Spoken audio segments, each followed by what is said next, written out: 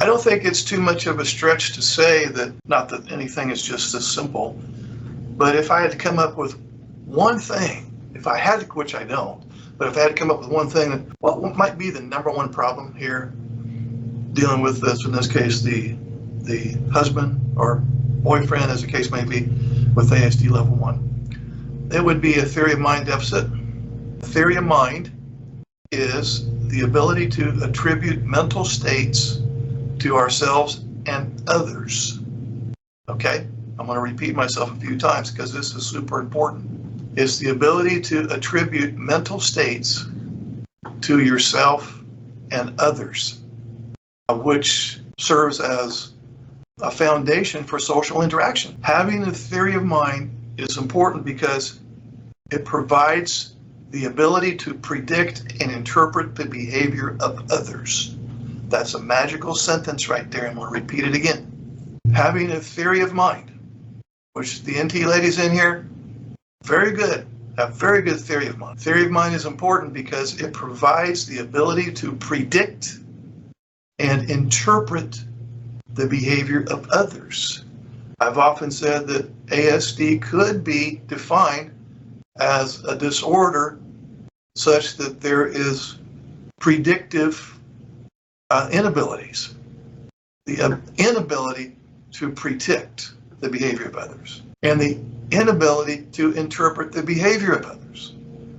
That, in a nutshell and in a way, that is ASD. You're very good at predicting what might happen in the social and emotional sense. And I need to make that stipulation, by the way. We're talking about things that have some social and emotional nuances involved. If it's purely a non-social emotional task, facts, figures, numbers, that in the areas of architecture, engineering, computer programming, they're very good at predicting there. We're talking about relationships now. You can predict what might happen with somebody because you have gleaned intuitively some information about them, and so you have a kind of good guess of what they might be thinking or feeling or the motive behind their behavior. He doesn't have that. Some specific components to theory of mind would be understanding false beliefs. That's being aware of the fact that others may have false beliefs that differ from reality. Okay, what's another way to word that? Some people, for a variety of reasons, and perhaps even at an unconscious level, and perhaps even from childhood, have adopted some faulty belief systems that don't really correlate with the reality of things. That's just a human condition. We all do that to some degree. Another specific component to theory of mind is understanding hidden feelings. This is being aware that other people can hide their emotions and can feel a different emotion from the one that they display. That's two things. You're good at this. You're good at theory of mind. You can understand hidden feelings.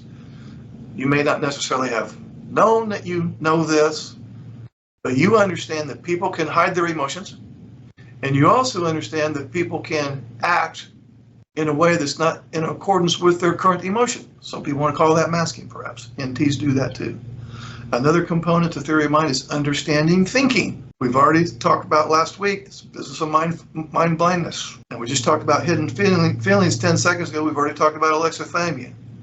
So understanding thinking, that is the understanding that others also have diverse beliefs about the same thing.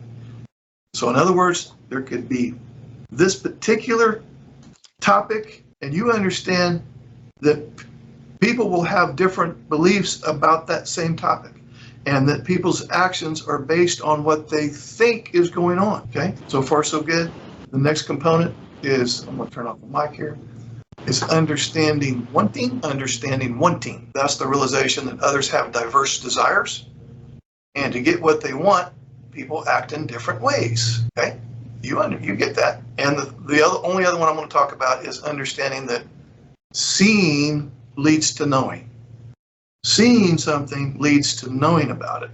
This is recognizing that others have different knowledge access, and if someone hasn't seen something, they'll need extra information to understand it.